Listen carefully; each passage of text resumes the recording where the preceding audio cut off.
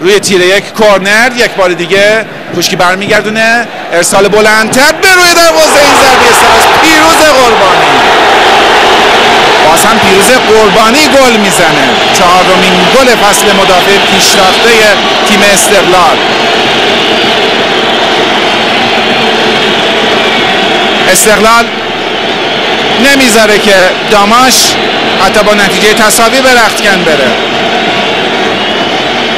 پیروز قربانی و چهارمین گل فصل، یه گلی که کاملا استقلال رو روی مدار پیروزی در این مسابقه قرار میده. استقلالی که نشون داده تجربه در بازی‌های هفته‌های اخیر که بعد از یکی دو گل گل‌های بعدی رو شاید راحت‌تر میزنه.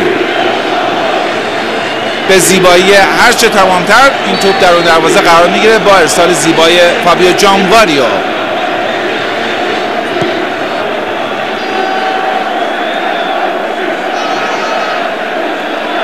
حالا استقلال و ذوباهن هر دو حریفاشون رو شکست دادن و در